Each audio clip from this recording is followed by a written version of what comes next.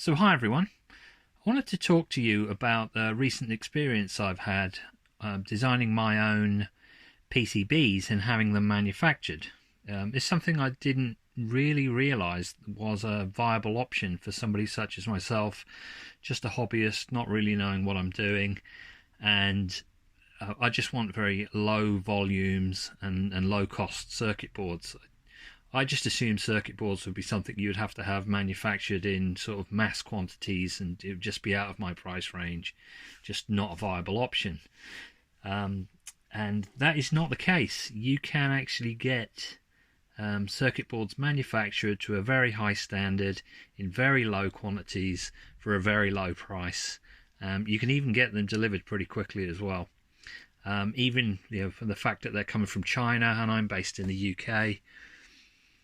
They only took about 3 weeks. I think they actually say something like 15 days, something like that. So yeah, it's pretty reasonable. So I want to talk to you about the whole experience that I had in designing the board, ordering the board, and getting it delivered.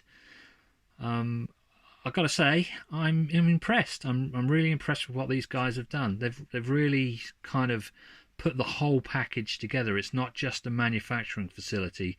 They're sort of holding our hand all the way through the entire process. And I have to say, I just found the whole process extremely easy. I actually found it really enjoyable, and the whole thing was just a pleasure. And the circuit boards have arrived.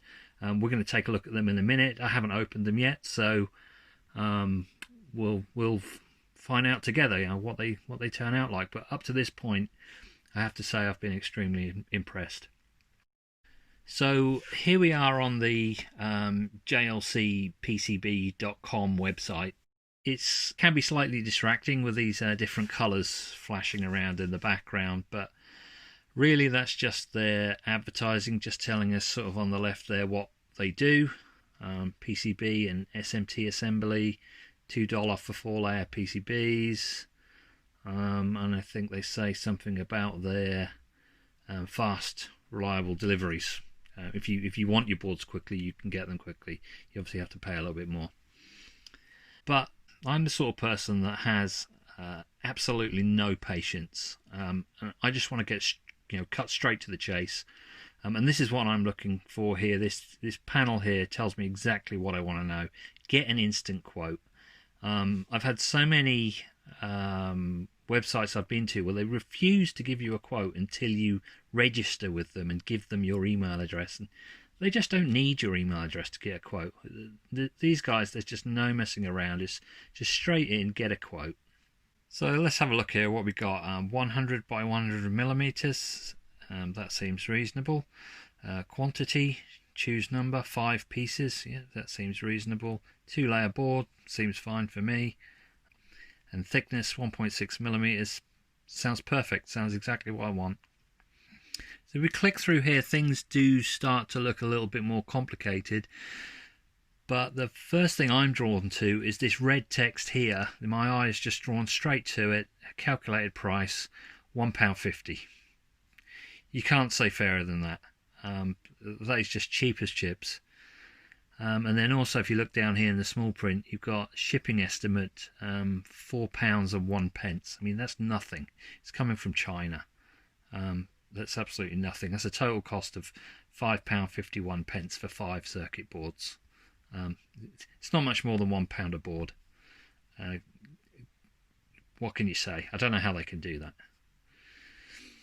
So if we have a look down here, there are quite a few options here, but there's not too many. We can quickly whiz through them. It is asking us to upload our Gerber file. We'll come back to that later.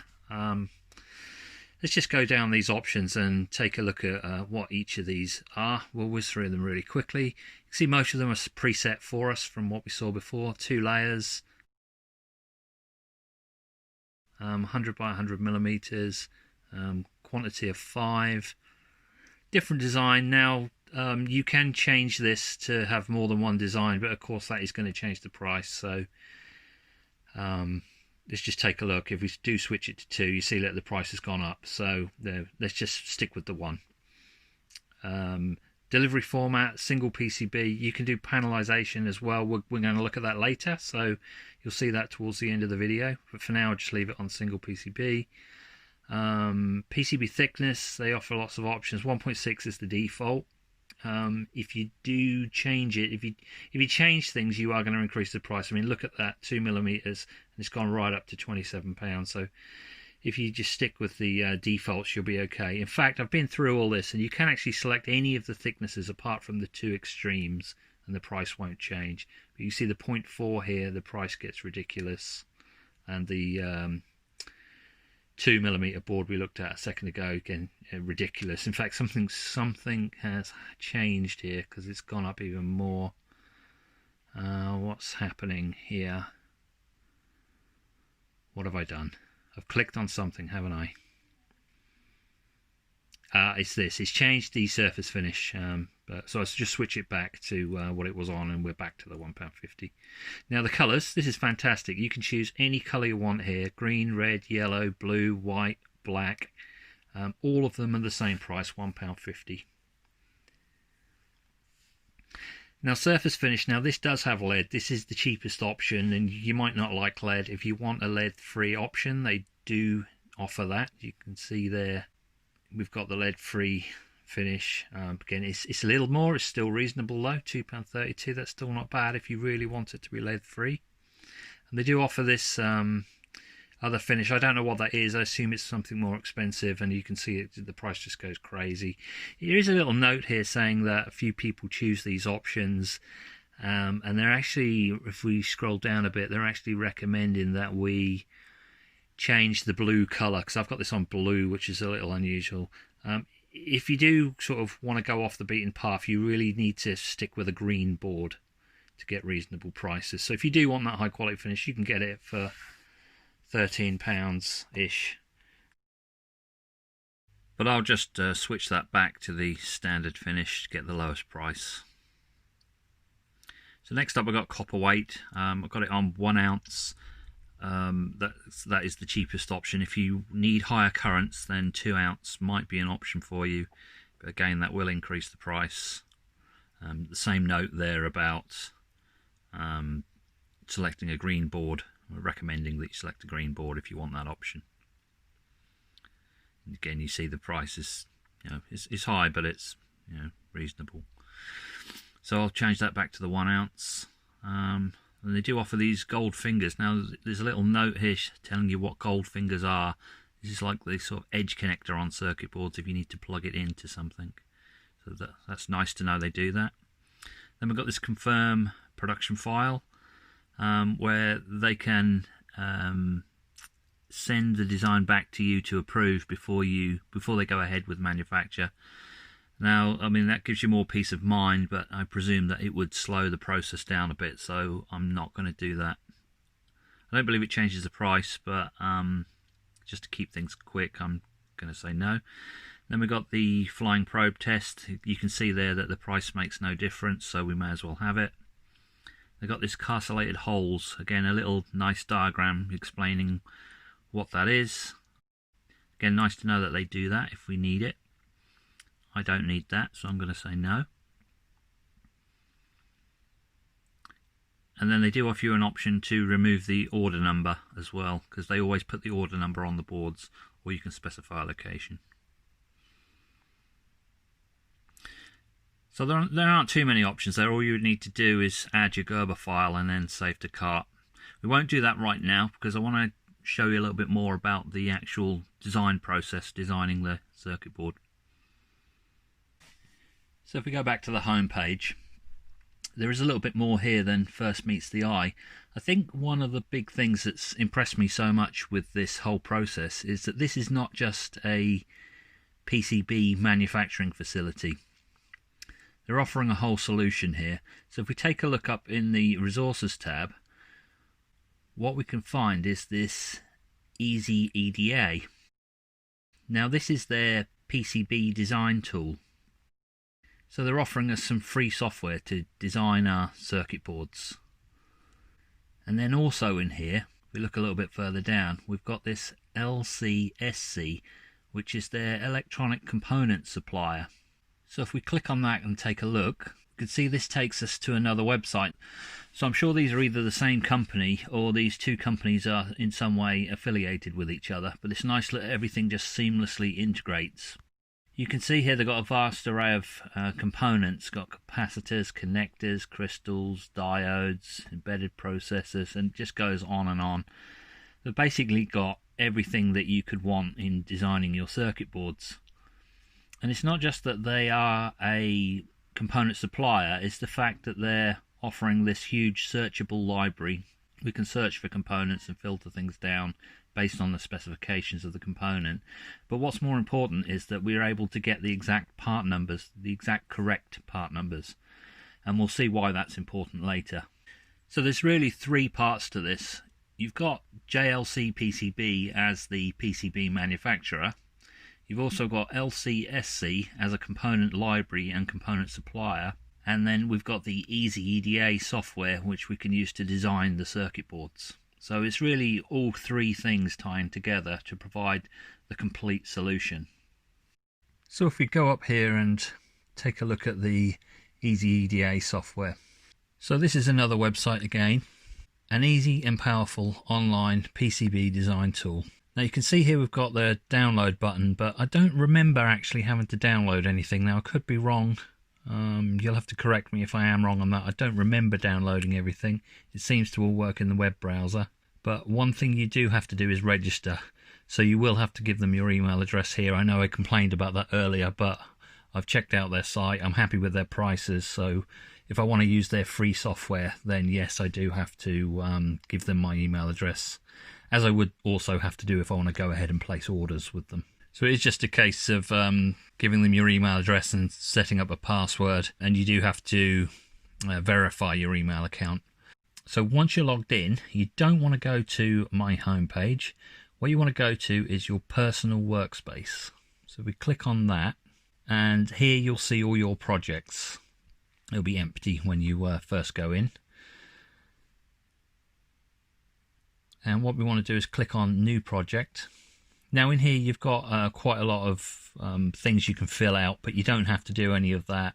The only thing that is actually required is a project name.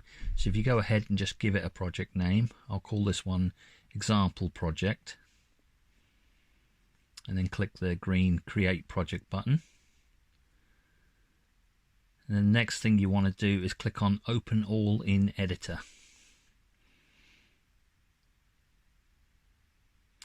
And we're initially taken to the schematic page. Now what I'm going to show you here is not the actual PCBs that I designed for myself.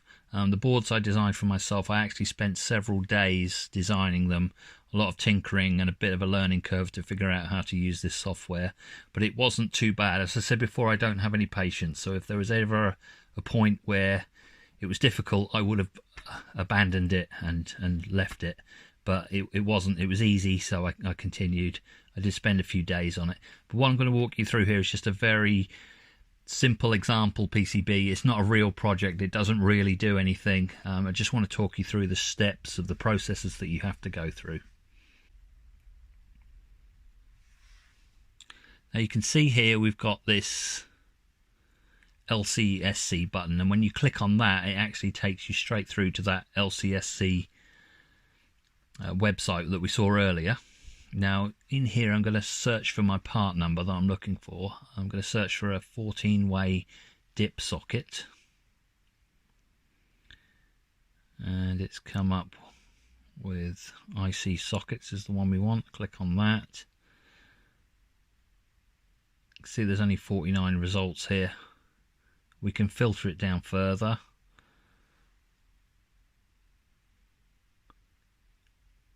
I'm going to say that I want a dip 14, and then you see you've got that 3 remaining. You need to actually click the apply button to filter it down to those 3. You can see here are the 3 that is found. The first one looks probably what I want. The second one looks like it's probably a low profile version, and to be honest the bottom one here looks the same as the top one, so I'm not quite sure what the difference is there. I'm just going to go with the top one, and what we want to do is get this part number. So if we just copy that part number,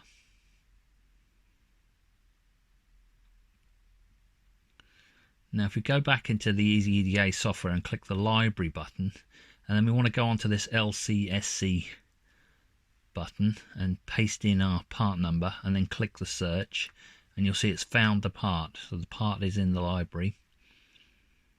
We can click that, and what we get here, this is what I was really talking about, why that LCSC website is so important. And what we get here is like three aspects to the component. We've got here, we can see the electrical schematic diagram showing all the pin connections. Then we've got the actual PCB footprint. That's the space it's going to take up on the PCB and things like the silk screen. So we know that we've got the correct footprint, so it's going to physically fit. And then you've actually got down here a photograph of the part as well, so that we can see that we know what we're going to get, because we can actually see it. This is all important. You don't want to find that you've got the wrong component and you end up with the wrong footprint and then things don't fit. So it seems like a lot of work to go and find the exact part numbers, but it's well worth it in the end. So then we click on place, and then we can see you've got the part on the cursor, and if you hit the space bar it will rotate the part. Then we can just click to drop it down. So I'll just throw that down there. We click on that LCSC button again, back to their website. This time, rather than searching, I'm going to sort of browse for the part. So I'm looking for a connector.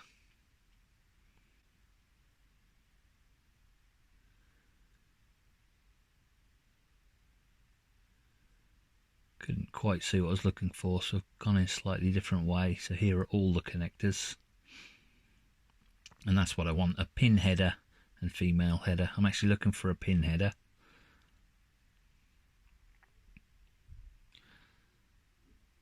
And I want a 5-way pin header, so I've clicked number of pins and click apply.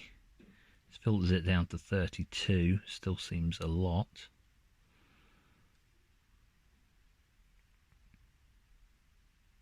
Now, I noticed here it says it's a right angle header, but it doesn't seem to be. I don't really know what that means. Right angle, 180 degrees. When you look at the picture, it seems to be a straight pin header. And I'm not actually going to order the part, so I don't care too much. I just want to make sure I get the right footprint, and this does appear to be the correct part that I want. So I'm just going to go with that.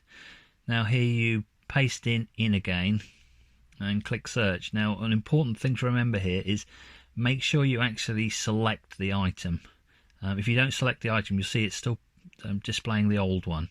And it's only when we click on it does it update. So you do have to click on it and make it go blue. You can see that we've got here everything that we want. I'll click place and I'll drop that down. Put it over here, give me a bit of room.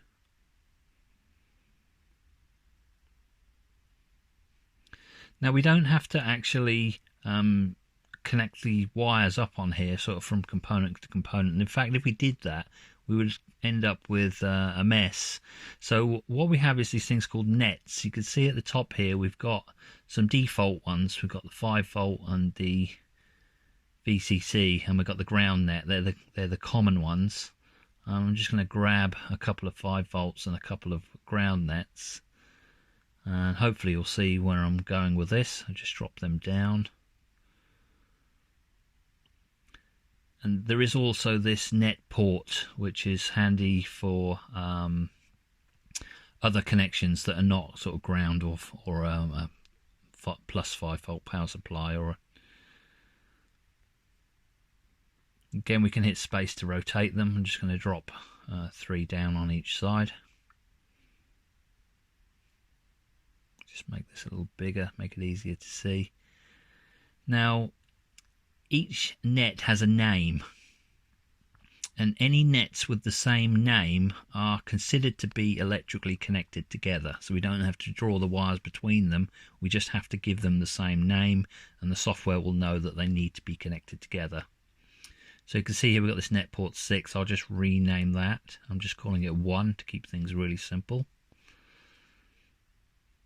We'll name this one 2. And logically this one will be 3.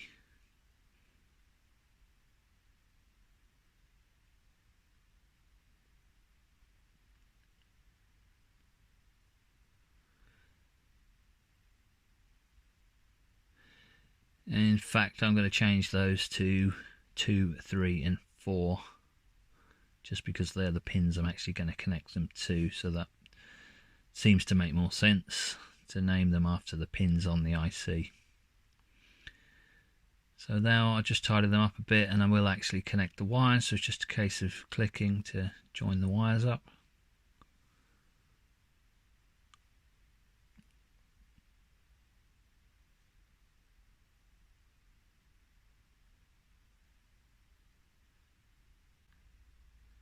And I'll just connect up my ground and my 5V. Now you might think that's done if that's all you wanted to connect, but there is one other important thing we should look at. All of these connections that we're not intending, all of these pins that we're not intending to connect to anything, we should mark them with this no connect flag. That just lets the software know that we've deliberately left those ones out and we know that we don't want them. So when it does its checking later, it won't flag them up and say, oh, you've missed a pin. It will know that we don't want them connected. So we're just being very explicit that we don't want them connected. Now, when I first saw that, I thought it makes my diagram look a bit messy, but it is really handy. It has helped me when I've actually forgotten one, and it's reminded me that I've forgotten a connection. So it is worth doing. So now if we come over here to this other side, I'm actually just using the arrow keys to scroll them around because I haven't really learned a better way of panning around. And I'll just renumber these ports, and they're going to be 4, 3 and 2. It's actually the opposite order to what we had before. I'll just connect these up.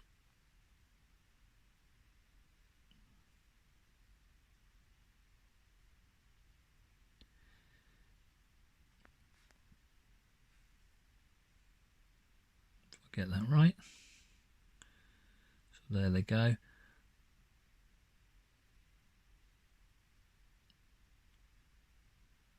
So you see these are in the opposite order to the other side, so if I'd actually drawn wires connecting the two together, they would have been crossing over.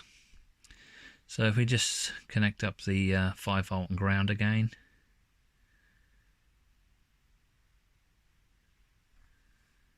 And that's it, that's our entire diagram done. I'll just tidy things up a little bit. And hopefully you'll appreciate by using the nets, we've kept it extremely clean and simple. The diagram is not messy. We haven't got wires running all over the place. I mean, this is a pretty simple one, so we could have just drawn the lines across, but they would have been crossing over. There's nothing crossing over here. Hopefully everything is explanatory, what's connecting to what, and it's all sort of super clean.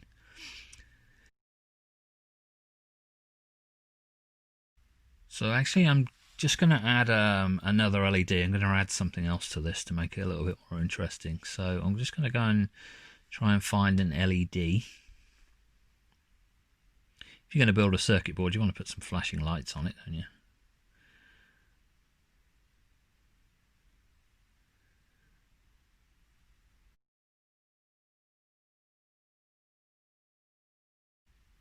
Now, sometimes it can be a little tricky sort of to know what you're looking for, but they look like surface mount stuff. I just want a straightforward 3mm LED of old school sort of through hole stuff. So if I just select 3mm and we'll go for a green one. I've filled it down to 3, so hopefully it's not going to be too difficult.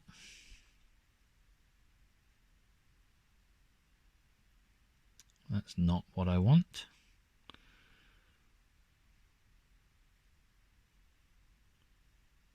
Did I not click the apply button? That's better. Yeah, you have to remember to click that apply button to actually do the filtering. So these look like what I want. Yep. So we'll go with that one.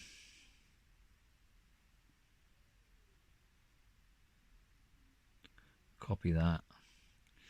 Go into the library here. We'll paste in our part number.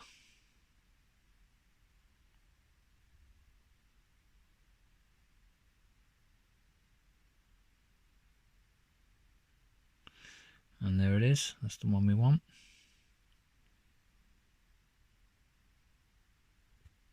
You don't have to do things this way. You can actually search for the parts directly here in the library, but what I find is you're searching for part numbers, and unless you've memorized all of those part numbers, it can be difficult to find what you're looking for.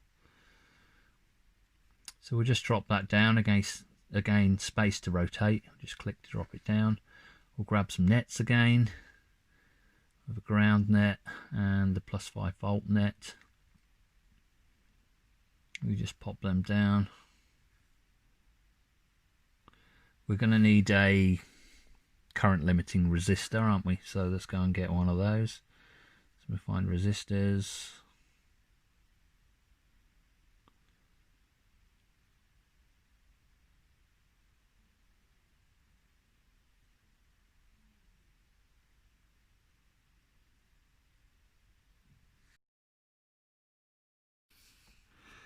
I'm just looking for a 1/4 watt, so I've clicked that to try and filter things down a little bit, and then we can probably actually select our resistance. Again, this is not a real circuit. I'm just kind of making this up as I go along. We'll grab a 470 ohm resistor. Doesn't really matter, it's just an example. Yeah, these look like what we want.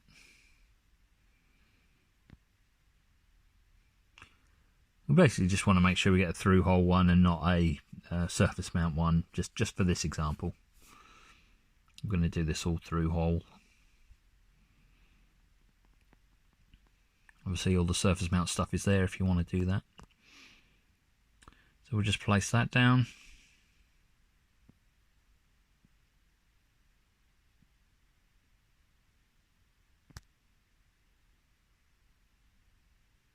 Going to rearrange things a bit. You can actually just push the parts together and you'll see they'll automatically connect, and then when you drag them out the wire's connected, which is quite neat. I probably could have done the zooming in a bit to make my life a little easier here, but I should be able to do it.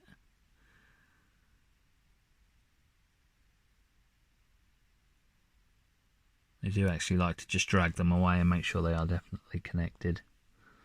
But that all looks good.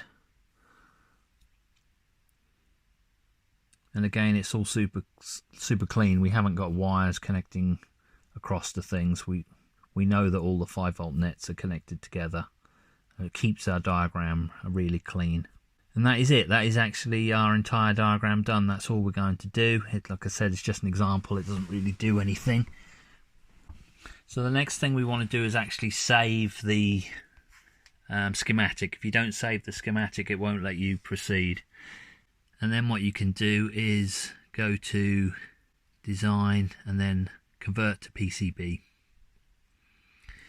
Now you can see it's actually given us a board size that it thinks is suitable, but I like to just use nice round numbers, so I'm going to go with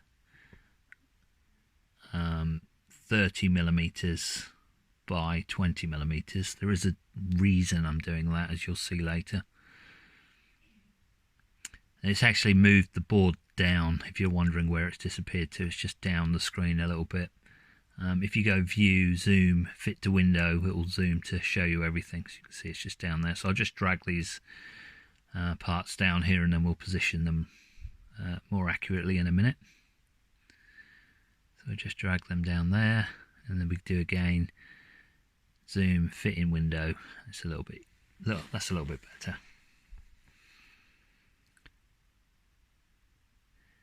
Now I'm going to change my grid size to 10 millimeters and my snap size to 10 millimeters, and I'm just going to drag my outline onto that grid. So we want 3 squares wide by 2 squares high to give us our 30 millimeters by 20 millimeters.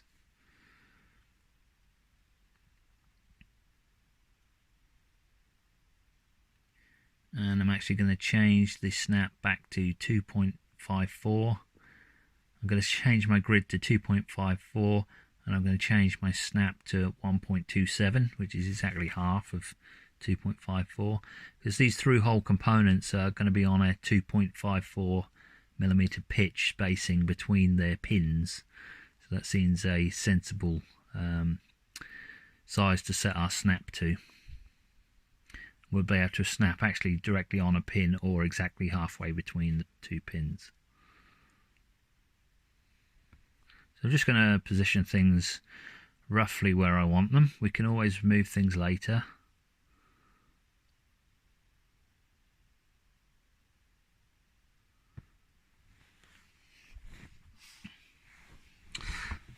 I think that looks about right. Now I'm going to change my grid settings again to 2.5 millimeters.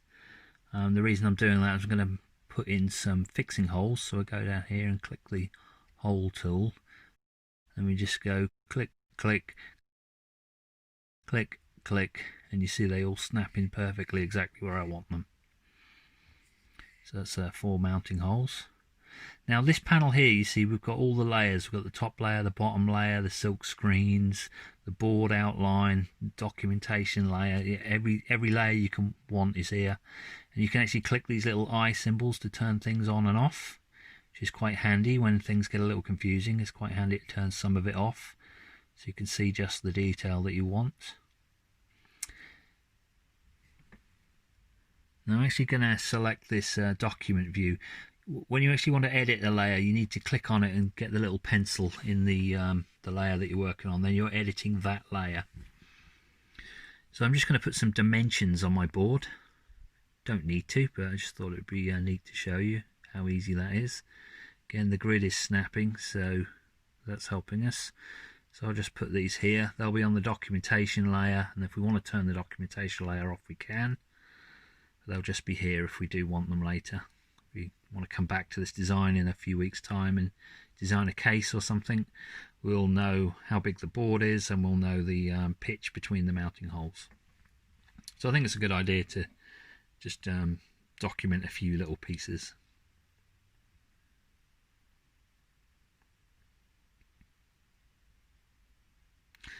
And then I'm actually just going to turn that off for now, just to get it out of our way. I just wanted to show you that was a possibility. It's still there, I've just hidden it.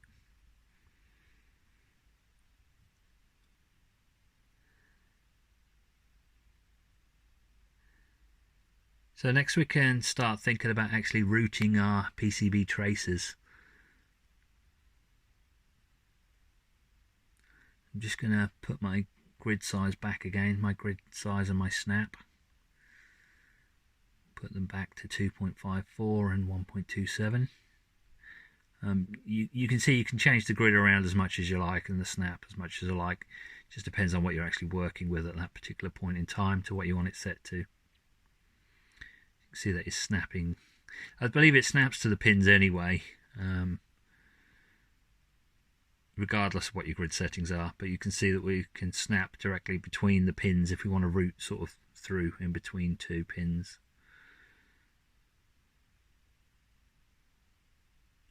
Just position that a bit more.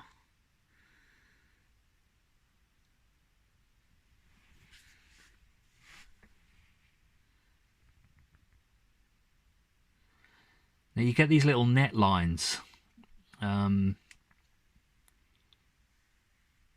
they show you which pins need to be connected together. The software knows about your schematic, so it knows which pins should connect and which pins shouldn't. So that will help you with your routing. Now what I like to do is to turn off the ground net.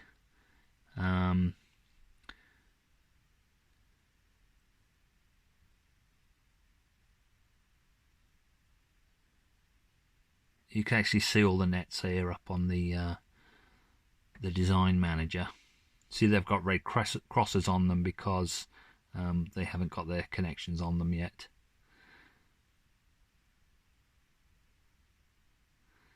Now what I like to do is to turn off the ground and the 5V and focus on the other nets first, and we'll do the ground and 5V last. You'll see we're going to do something a little bit different with them. You can see already that's taken away most of the confusion. Now I'm going to select the top layer because we're going to be putting our initial routes down on the top layer. And you can actually see that resistor's got to connect to that pin there. So I'm actually going to rotate it round just with the space bar. I'm going to do the same with this LED. It's just going to make the routing a little bit easier for us. So those net lines do help you. You can see which pins need to connect. You can see which way round you want to mount your components. So this should be super easy to route. I've deliberately done this board like this so it's really super easy. Obviously things can get a lot more complicated. So I'm going to put this routing on the bottom layer. So I've got my pencil on the bottom layer. The bottom layer is blue. We select here route.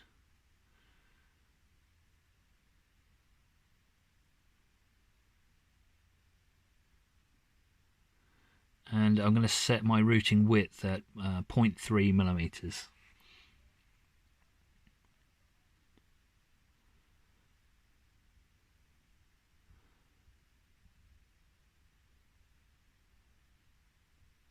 You can see we can just click and click on each pin, and it will put our trace lines in for us.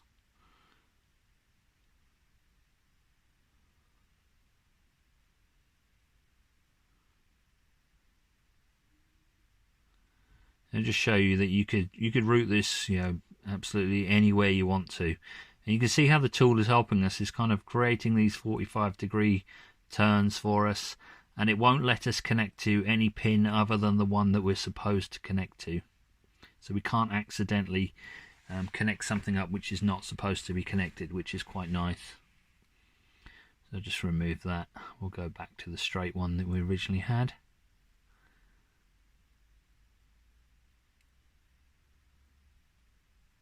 Yeah, you can see here, like, it won't let you connect to any pin that you're not supposed to. So I'll just put that back in.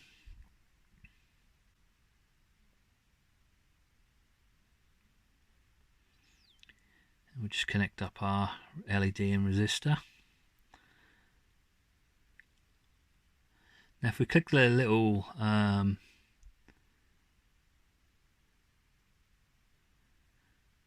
so we click the little refresh, we'll see that some of our red crosses have disappeared. We've just got the 5V and ground left to do. Now I've selected the silkscreen layer. And I'm just going to remove these labels. I don't want them. If you had a complicated board and you was going to assemble it yourself, you might want to leave them all on and tidy them up, but I'm just going to get rid of them.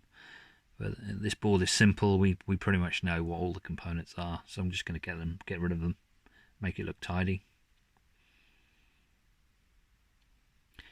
And I'm going to add some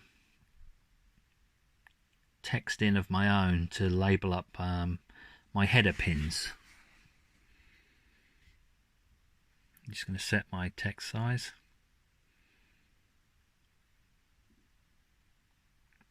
They're going to go in here. This is going to be our plus 5 volts.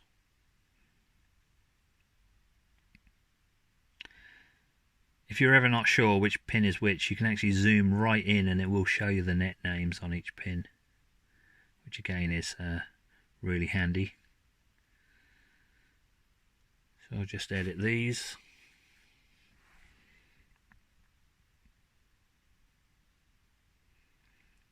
So we're going to have plus 5 volt, 2, 3 and 4, and then the last one will be ground.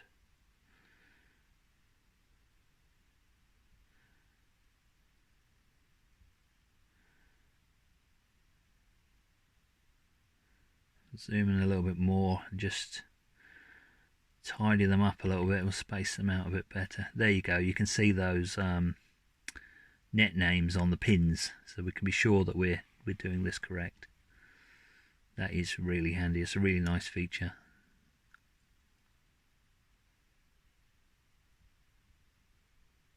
I'm just going to reduce my grid a bit so I can position this text.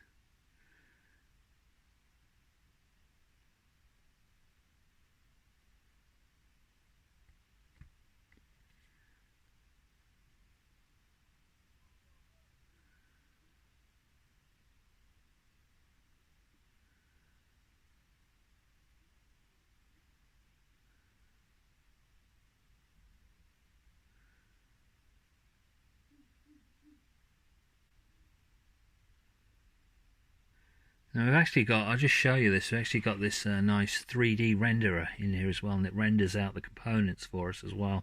This is really nice, it gives you a really good idea of what the board is going to look like, you know, what the finished article is going to look like. I'm just looking at this to see what those numbers look like, and you can see your traces in there. It's rendering out everything. It's really nice, this. Not every component, you can see the header here is missing. Not every component has a 3D model. I think they're gradually adding more and more to this all the time. So the more I use it, the more I find the models do actually appear. So we'll go back to our design view. Now the next thing I want to show you is the copper fills. So we're going to use these for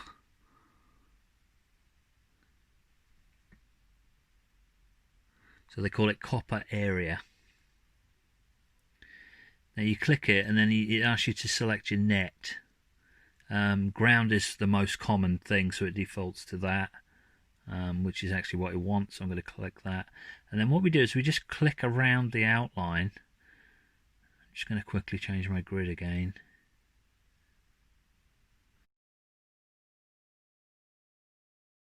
Oh, that's too big. Yeah, that's better.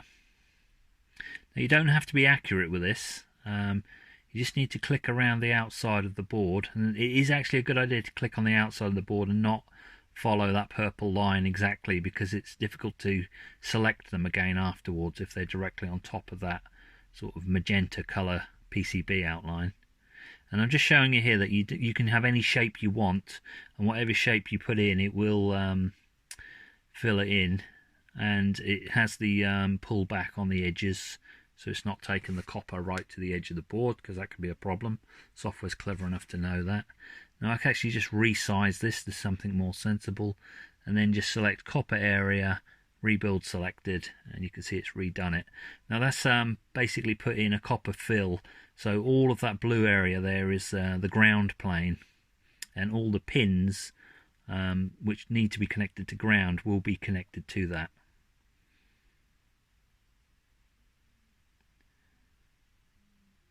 Now what I'm going to do, I'm going to switch to the top layer, and I'm going to do another one, but this time I'm going to select the +5 volts, and again we'll just click around the outside. I'm just left clicking, and then when you get to the end you need to right click.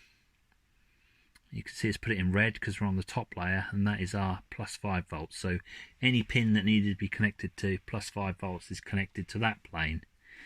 So it can be a good idea to do those. I'm not a PCB design expert, but that does make our life a lot easier.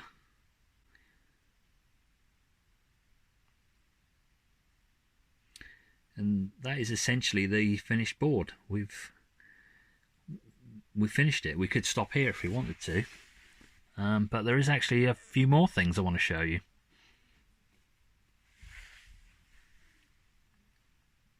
Yeah, that looks I'm pleased with that. I think that looks quite nice. Again, I keep repeating it, it's just an example. It's not a real board. It's not really going to do anything. Just trying to show you the basic steps in creating a design.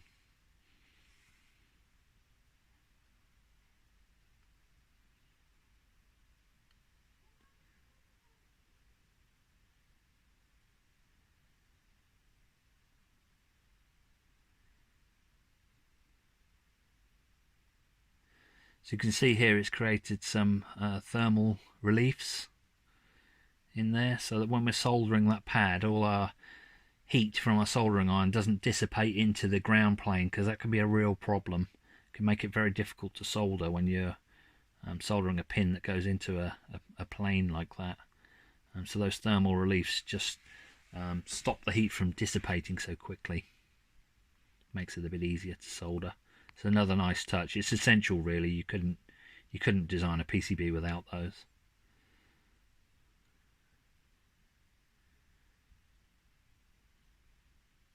Now I want to show you something else in here. If we go up to Tools and then Panelize, now if I select a V-cut and change the spacing Actually, I'm going to change the column to 3 and the rows to 5 and the column spacing to 0 and the row spacing to 0. And I'm going to select create border yes, 5mm. I'm going to choose left and right, and if I click apply, you'll actually see it's panelized our PCB. So when we manufacture this now, they're going to manufacture 15 of these boards. So if I zoom out, you'll see a little bit better what I'm talking about. Now it only shows you the one board up in the top left, but basically in each of those rectangles there would be a PCB. And it's done the V-cuts so that we could just snap these off after they've been delivered. You can see it's created a border. There's tooling holes in there if you did want the SMD assembly, and of course the V-cuts which I mentioned, so that we can snap the board up afterwards. Put the whole thing into one panel. Our board is 30mm across, so we've got 30, 30 and 30, and then the edges here are 5 and 5, which comes to exactly 100mm. And then on the height we've got 5 lots of 20, which again is exactly 100mm.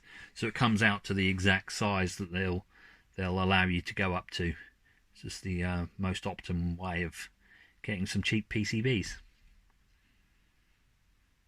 So the next thing we want to go to is fabrication, and we don't want to go to PCB order, we want to go to PCB fabrication file Gerber.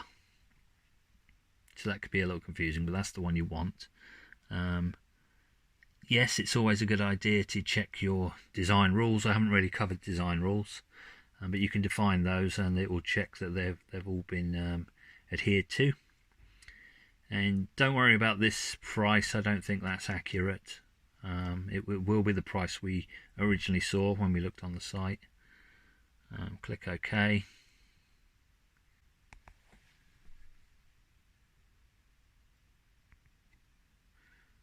And here you can see we're back on their site and it's actually uploading our Gerber files.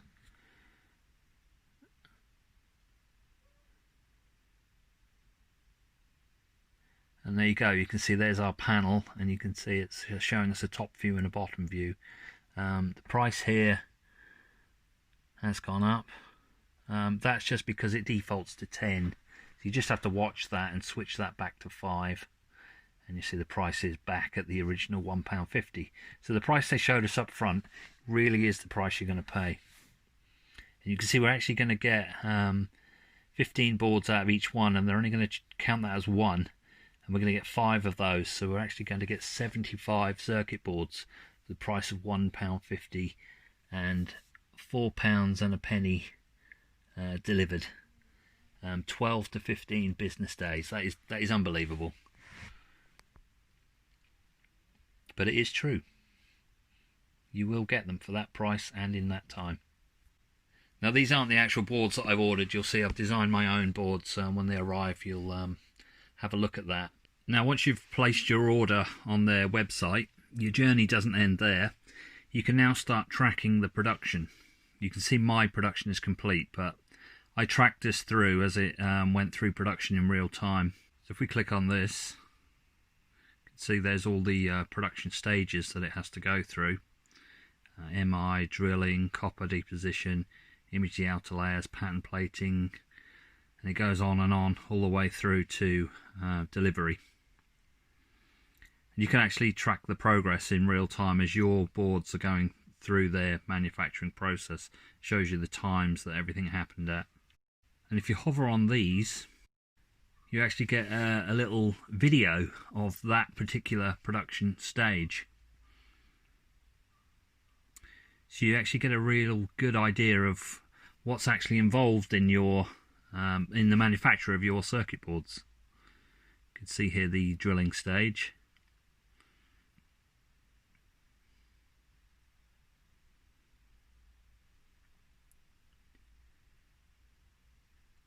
It's the imaging of the outer layers. This is the automatic optical inspection. I just found it fascinating because I've never really seen anything like this before.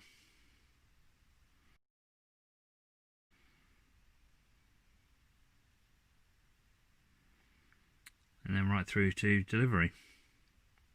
See, they're shrink wrapping the boards.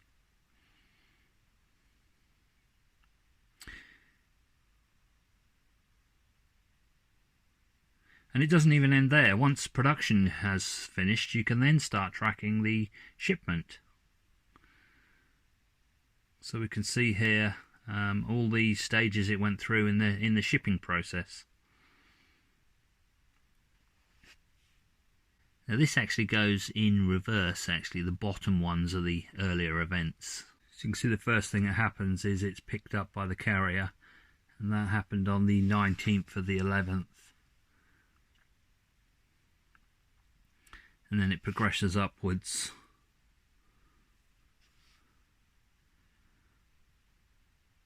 all the way until the item is delivered.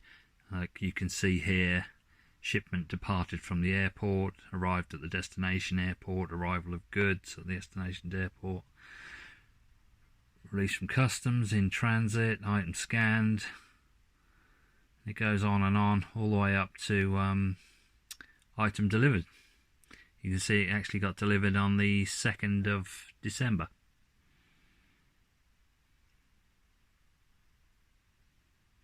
So you really can sort of follow the entire process all the way through. You know what's going on at every stage. So then today, it's the 2nd of December, this turned up. So let's open it together.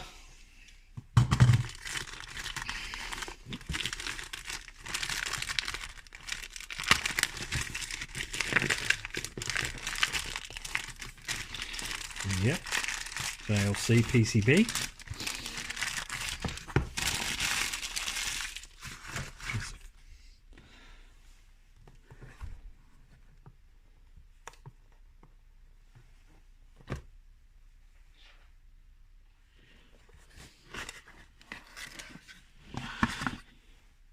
So I have seen other people opening these, and I noticed that they do tend to give away a free gift. I'm not sure if they give you something every time or if it's just for your first order, but I have no idea what this is. It says mobile holder, $2 PCBs and mobile holder. So some kind of stand, I think. Looks like it's made from wood. Quite a nice little touch. They give you that.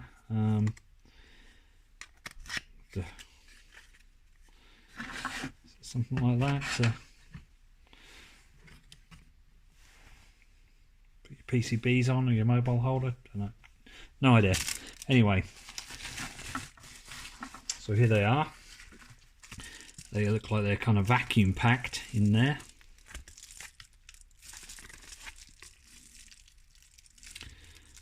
Get these open. I should have a knife, really. I haven't got one to hand.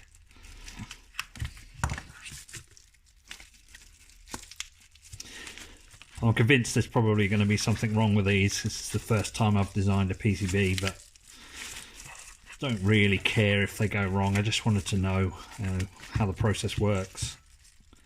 Oh, pretty tough to get in there.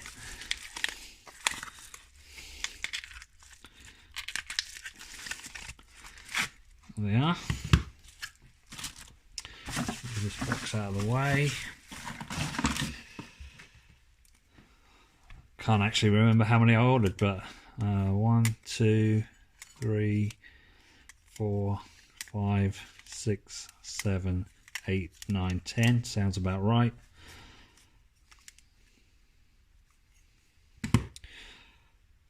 First glance, they look excellent. I mean, you'd probably have to study them under a microscope to really appreciate the quality. Camera's not going to focus. But they look really good to me. Certainly good enough for what I'm doing. The silk screen is nice and clear. I can read the small text here.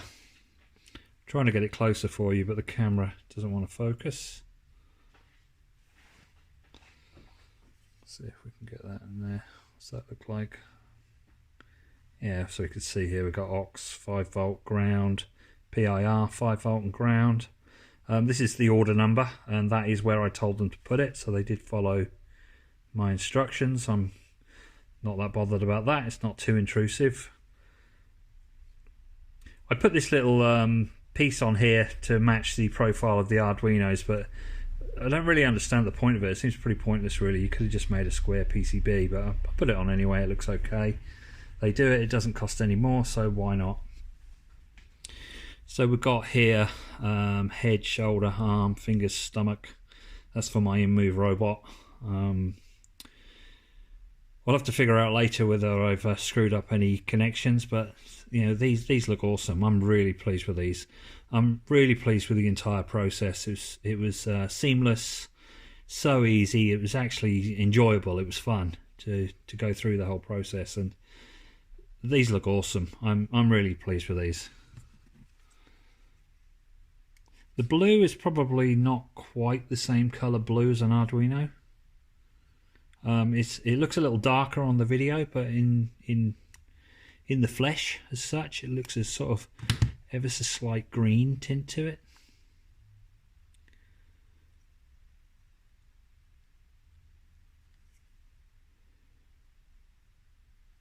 The quality looks awesome. Yeah, I'm just really pleased with these. The cost and the delivery process, just phenomenal. I don't know how they can do it. So yeah, that was my experience at designing and having some PCB boards manufactured. And yeah, I was really impressed. I found the entire process thoroughly enjoyable, actually. It was a first for me. I'd never done that sort of thing before, designing a PCB. I'm by no means an expert, but I feel like I've learned a lot going through this process, and I have to say the whole experience with JLC PCB is just completely different to anything I've experienced before. Normally when you order your goods online, you really don't have any interaction with the supplier or the manufacturer at all. You just wait, and eventually your items turn up. But with JLC PCB, they kind of just hold your hand all the way through, and you can see exactly what's going on. You can see where your order is, where it is in manufacturing. They're giving you the delivery dates, or their estimated time scales. You got the tracking through for the delivery. Is phenomenal, really, what they've done there. The websites that they've designed, the integration with the part supplier. I suspect those companies are kind of affiliated with each other. And the whole thing just comes together. So I hope you found that of interest. Apologise for it being quite a long video, but there was quite a lot to cover there. So yeah, JLC PCB, thumbs up.